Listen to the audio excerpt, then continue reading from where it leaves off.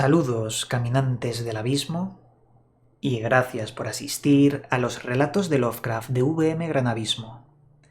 Espero que os encontréis muy bien. Hoy continuamos con la semana de Lovecraft, pero vamos a hacer una serie de cambios. Como veis, estamos en otro entorno, y esto lo he cambiado por dos razones. La primera, la calidad de imagen empezaba a perder mucha calidad, se veía granulada, y eso era porque no teníamos un foco de luz. Claro, a mí me gustaba el ambiente de sombras, y creo que así lo hemos conseguido, pero utilizando también luz para que se vea mejor. Y la segunda razón es porque el micro de corbata, el micro de solapa que uso, está empezando a dar muchos fallos, y lo hemos sustituido por el micro de sobremesa, que no se escucha tan bien, pero al menos evitamos ese pitido y sonido de fondo tan molesto. Bien, veréis, hoy os traigo un relato muy especial. Siempre digo que los relatos son muy especiales, pero este específicamente lo es. ¿Por qué? Porque realmente no es un relato. Es algo que nació de un sueño de Lovecraft.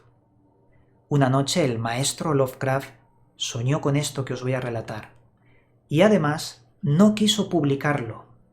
Él escribió una carta sobre este sueño a un amigo suyo llamado Carl Aston Smith, y luego, con el tiempo, fue otra persona, la persona llamada, que lo tengo por aquí, Bernard Austin Dyer, quien publicó en su nombre el sueño, como si fuese un artículo.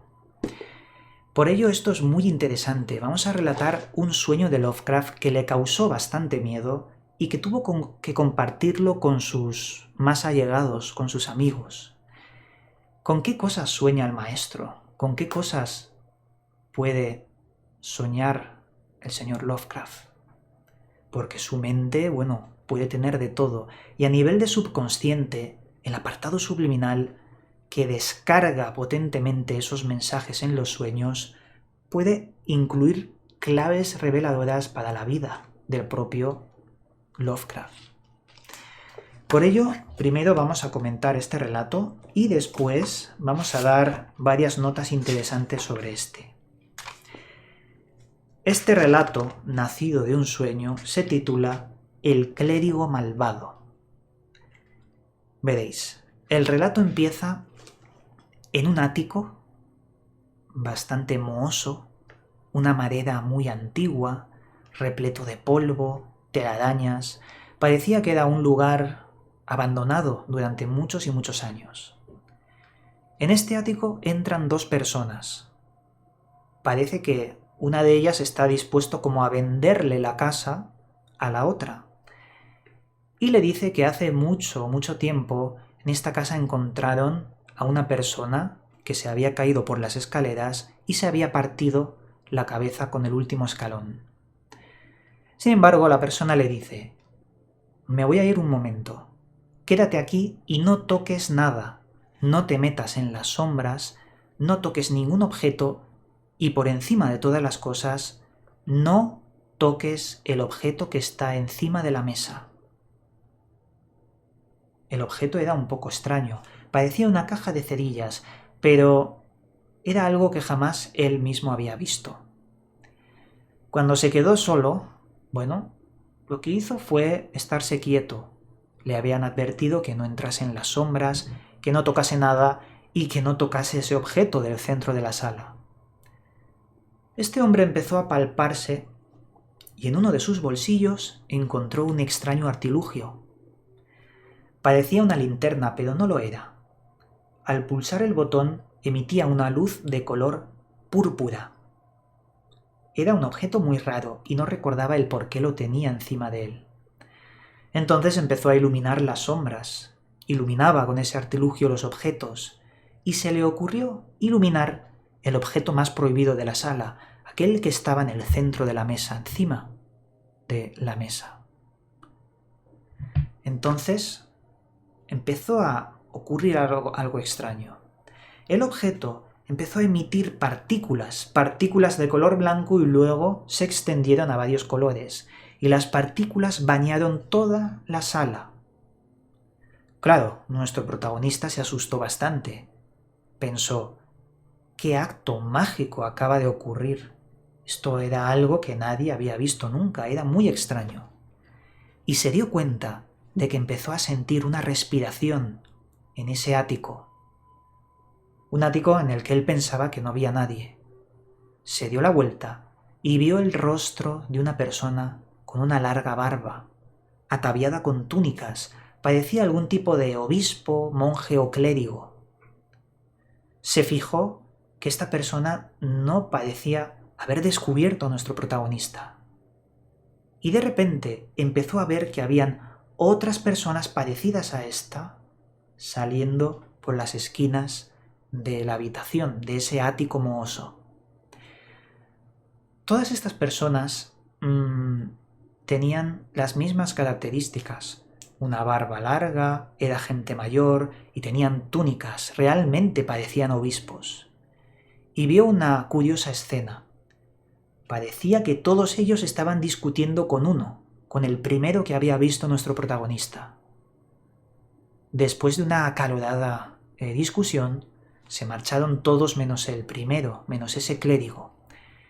Y este clérigo, suspirando, agarró una pequeña silla, la puso en el centro de la sala, agarró un taburete, agarró una cuerda, la amarró a la viga más alta de ese ático y con un fuerte nudo colocó su soga en el cuello para ahorcarse. Nuestro protagonista ante tal escena se asustó muchísimo y lo último que se le ocurrió fue agarrar esa linterna o especie de artilugio que emitía una luz púrpura y apuntarle directamente a la cara. Al hacerlo, ese extraño clérigo se dio cuenta de que nuestro protagonista estaba con él, lo vio por primera vez allí, y se asustó mucho, se cayó del taburete, se le cayó la soga, y corriendo intentó escapar de nuestro protagonista. Este extraño clérigo se tropezó en la escalera y cayó rodando, hasta partirse la cabeza en el último escalón. Nuestro protagonista, muy asustado por ese golpe, se asomó para ver si estaba bien el clérigo, y allí el clérigo no estaba. Entonces escuchó voces de otras personas que, tras haber escuchado algún golpe, le preguntaron a nuestro protagonista desde abajo de la escalera si se encontraba bien. Él confesó que sí, y cuando empezaron a subir la escalera esas dos personas, que eran personas ataviadas normalmente de la época, se asustaron muchísimo al ver cara a cara a nuestro protagonista. Se asustaron tanto como para salir corriendo y no volver a entrar jamás en ese ático. Claro, la persona del ático dijo, ¿por qué se han asustado de mí? Se dio media vuelta y vio que en el reflejo del espejo él mismo se había convertido en el clérigo. El aspecto era el mismo que el del clérigo. En fin, aquí acaba este relato que realmente es un sueño que tuvo Lovecraft, pero hay que analizarlo. Si os dais cuenta, este sueño le reveló a Lovecraft un juego del tiempo, porque ese clérigo que cayó rodando y rodando por la escalera y se partió la cabeza, lo hizo en el futuro, cuando el protagonista lo vio con la linterna. Sin embargo, la casa la estaban vendiendo porque había muerto una persona rodando por la escalera que tenía la misma característica que el clérigo. El efecto se produjo en el futuro y el acontecimiento en el pasado. Qué curioso, ¿no? Un sueño muy complejo que le llegó de forma onírica a Lovecraft. De hecho, por eso se asustaron aquellos dos que subían para ver si estaba el otro bien en el ático. Se asustaron porque vieron al clérigo y ellos sabían que un clérigo hace muchos años murió ahí. Para ellos fue un fantasma. Analizando un poco ese artilugio, ¿qué es esa linterna que emitía luz púrpura. Yo al principio pensé, pues será algún tipo de linterna de luz ultravioleta como la que usa el CSI para ver manchas de sangre. Pero no, no es eso, parece otra cosa. Como lo describe en este relato, parece un cachivache parecido a una linterna, pero no lo es. De hecho, lo descubrimos cuando al apuntar a ese extraño objeto empiezan a brotar partículas, primero blancas y luego de otros colores. ¿Qué tipo de reacción está ocurriendo ahí? ¿Por qué soñó Lovecraft con esto? Es cierto que en muchos relatos Lovecraft comenta la existencia de objetos cuya geometría debería estar prohibida, con ángulos grotescos y con colores que el cerebro no puede procesar, porque tienen colores que jamás el ser humano había visto.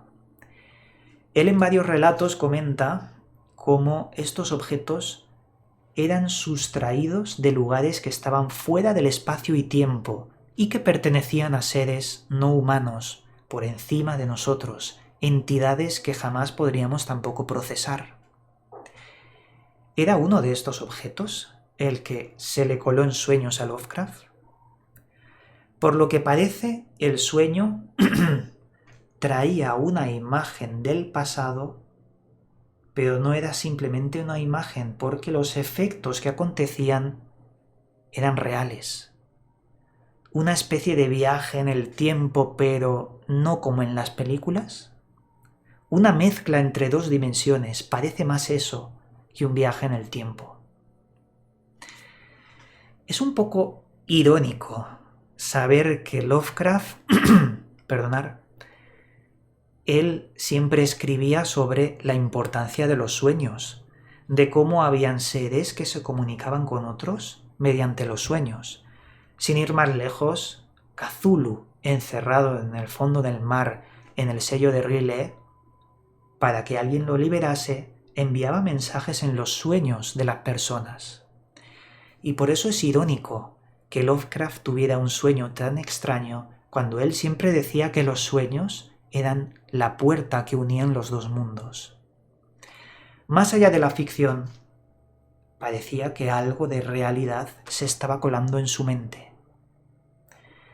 El poder del subconsciente y de los mensajes ocultos que Lovecraft tenía ahí y que nos dejaba entre líneas. Pero también fijaos cómo fue, pues eso, un relato que no estaba destinado a ser un relato, simplemente un sueño contado por carta a un amigo suyo en la intimidad, que luego otra persona decidió publicar. Por eso este relato de hoy es tan interesante. Me gustaría saber qué opináis de este relato mientras os muestro la pintura de hoy.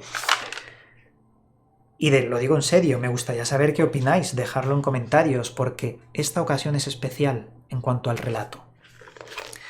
Mirad, hoy os presento el clérigo malvado, nacido de un sueño de Lovecraft. Fijaos, lo he querido representar así, una luz púrpura que baña la habitación donde está el clérigo.